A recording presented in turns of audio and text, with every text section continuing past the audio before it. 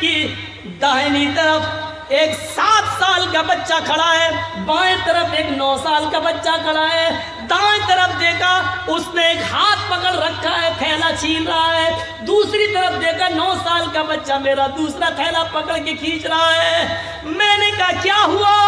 उसने कहा 7 साल का बच्चा, अल्लाह के नबी मेरा बाप इस दुनिया से इंतकाल कर गया है, मेरी माँ कमाने के लायक नहीं है, मैं यतीम हूँ। दूसरी तरफ नजर दौड़ाई, वो कहने लगा अल्लाह के नबी मेरी माँ इस दुनिया से रुखसत हो चुकी है, मेरा बाप बूढ़ा हो चुका, वो कमाने के लायक नहीं, मैं भी यतीम हूँ। एक ने कहा मेरा बाप नहीं, दूसरे ने कहा मेरी माँ नहीं।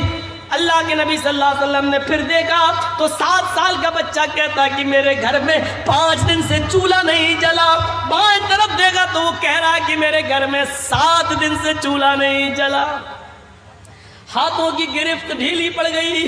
आपने कहा बेटे ये थैला तुम ले जाओ, दूसरा थैला आपने लिया और कहा बेटे ये तुम ले जाओ। दोनों बच्चे अपने सर पर थैला लाद कर ले जा रहे हैं। अल्लाह के नबी सल्लल्लाहु अलैहि वसल्लम उनको देख रहे हैं और उस वक्त तक उन दोनों बच्चों को देखते रहे जब तक कि वो दोनों बच्चे नबी की आंखों से ओझल नहीं हो गए, वो दोनों बच्चे नबी की आंखों से दूर नहीं हो गए। अल्लाह के नबी उन दोनों बच्चों को देखते रहे। जब वो खुद ओझल हो गए तब आप घर गए, दरवाजे को दस्तक दी। अम्मा आयशा ने दरवाजा खोला, हंसते हुए देखा है। अल्लाह के नबी ने कहा अस्सलामु अलैकुम। आयशा जवाब देती है वालेकुम अस्सलाम। अल्लाह के रसूल मेरे शौहर मेरे सरताज खाली हाथ गए, खाली हाथ वापस, आप तो अपना हिस्सा लाने वाले थे, क्या हुआ?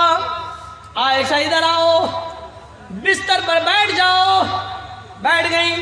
कहा आयशा रास्ते में 2 यतीम बच्चे मिल गए, माल बहुत मिला था, आज हमारे घर में चूल्हा जलता, लेकिन 2 यतीम बच्चों ने मेरा रास्ता रोक लिया।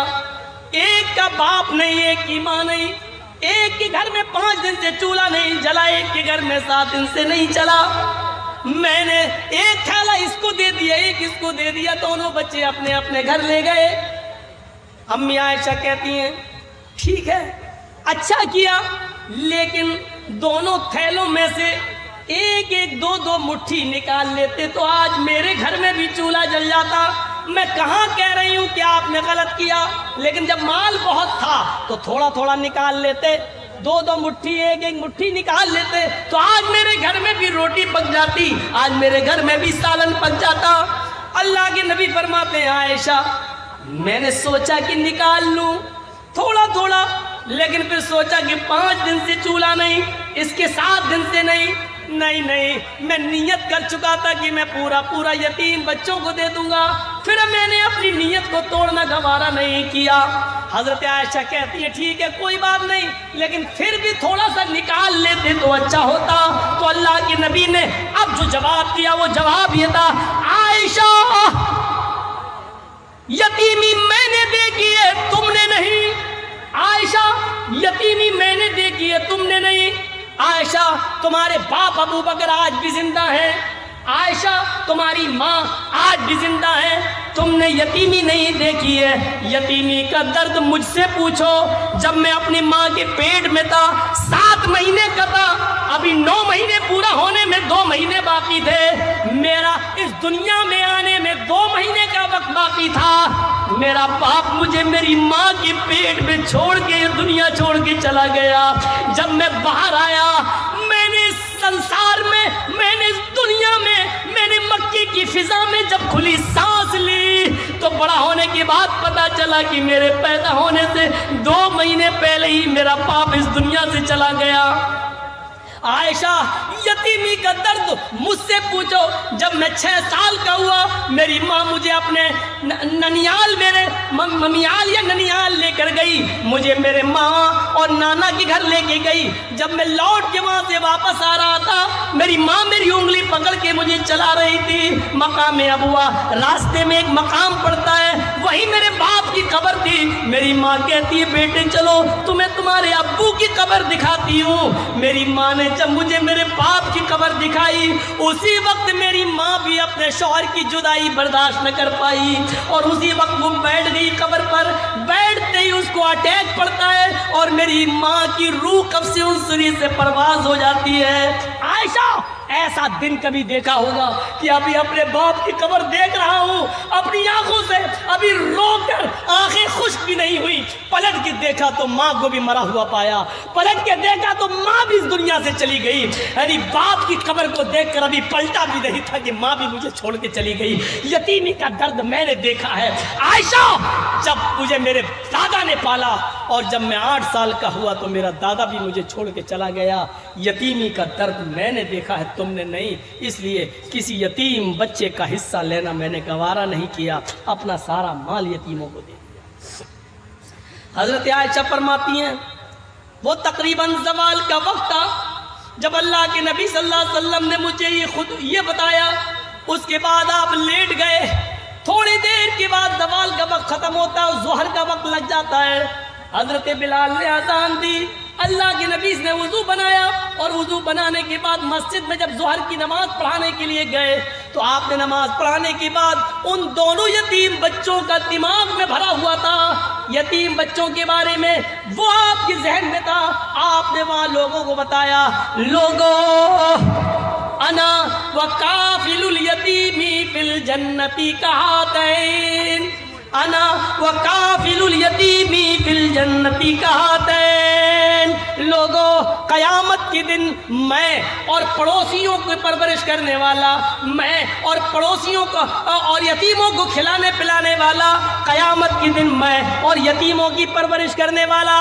یتیم بچوں کو پالنے پوسنے والا، یتیم بچوں کا خیال رکھنے والا، قیامت کے دن ہم دونوں جنت میں ایسے رہیں گے۔ پھر آپ نے ان دونوں انگلیوں کو ملا لیا، ان دونوں انگلیوں کو ملا لیا اور فرمایا ہم دونوں ایسے رہیں گے جیسے یہ دونوں انگلی ملی ہوئی ہیں، یعنی یتیموں کی پرورش کرنے والا قیامت کے دن میرا پڑوسی بن کر رہے گا، میرا پڑوسی بن کر رہے گا۔ تو میرے بھائیوں، ایک راستہ یہ بھی ہے جنت میں جانے کا، یتیموں کی پرورش کی جائے، یتیموں کو کھلایا پلایا جائے، یتیموں کے سر پہ ہاتھ پھیرا جائے، یتیم بچوں کو ڈھونڈا جائے، یتیم بچوں کو تلاش کیا جائے، ان یتیم بچوں کی پرورش کا الگ انتظام کر دیا جائے، تو یہ جنت میں جانے کا ایک راستہ ہے اور کامیاب مومن کی ایک پہچان ہے۔ یہ بھی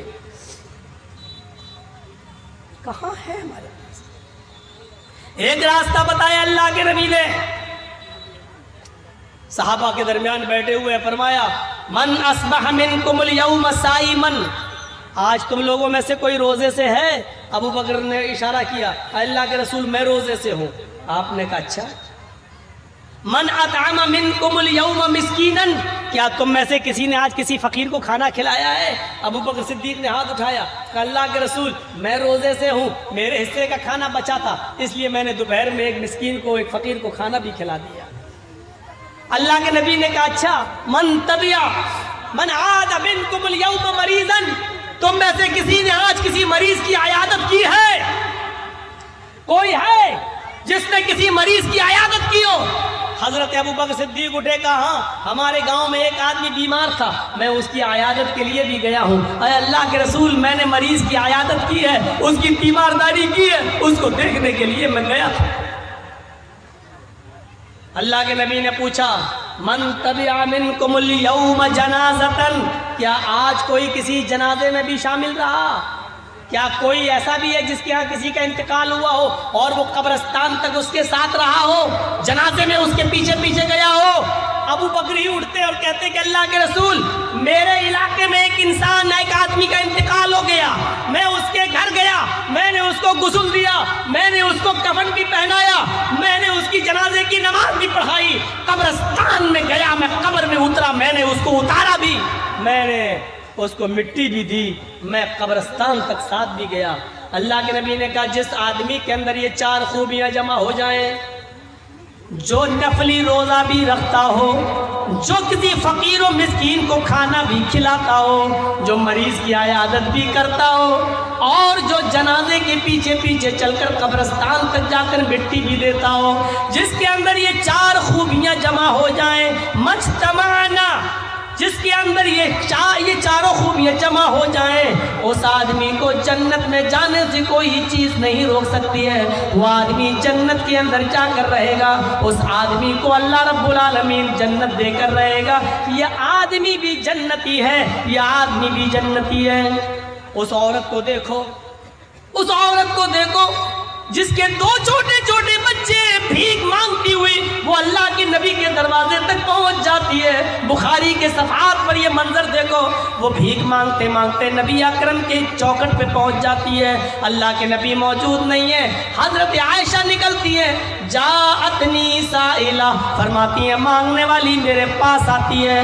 میرے پاس کچھ نہیں تھا، ایک کھجور رکھی ہوئی تھی، اس کے ساتھ 2 چھوٹے چھوٹے بچے تھے، وہ بھوکے تھے۔ میں نے وہ کھجور اٹھا کر اس عورت کو دے دی، اس عورت نے اس کھجور کے 2 ٹکڑے کر دیے، ایک ٹکڑا اس بچے کو دے دیا، ایک ٹکڑا اس بچے کو دے دیا۔ دونوں بچوں نے کھجور اپنی اپنی کھا لی، آدھی اس میں آدھی اس میں، اور اس عورت نے پانی پیا اور چل دی۔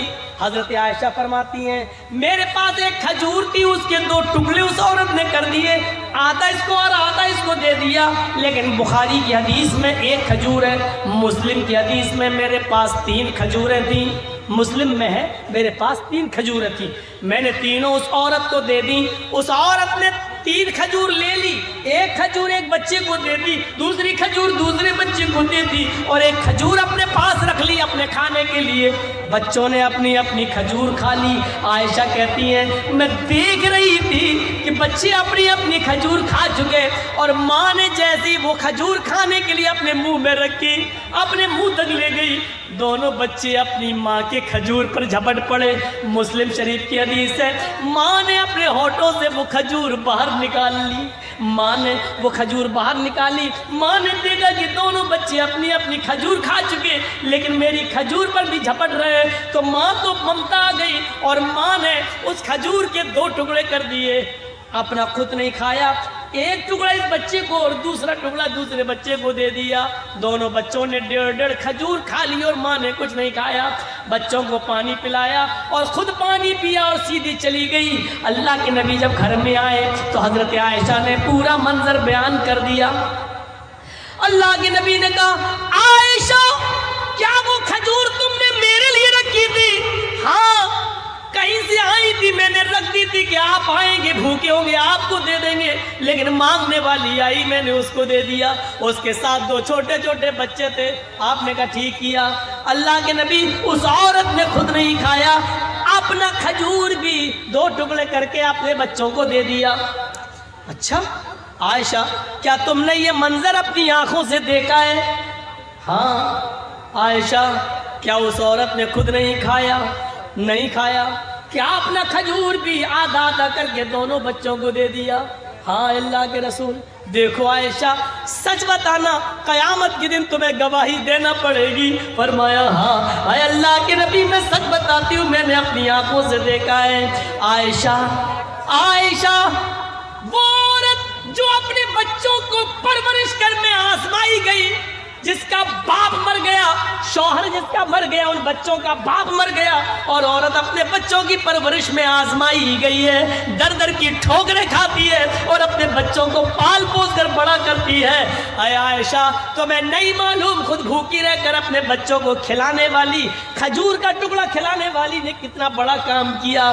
عائشہ اس عورت نے خود بھوکا رہ کر اپنی کھجور 2 ٹکڑے کر کے دونوں بچوں کو کھلا کر وجبت علیہ الجنہ، وجبت علیہ الجنہ، وجبت علیہ الجنہ، اللہ نے اس عورت پر جنت واجب کر دی، اس عورت پر جنت واجب ہو گئی، اس پر جنت واجب ہو گئی، اس پر جنت واجب ہو گئی۔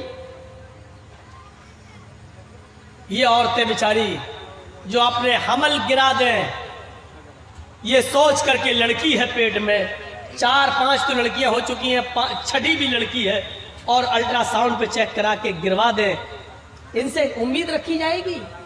حلال بچے گرا دیتی ہیں۔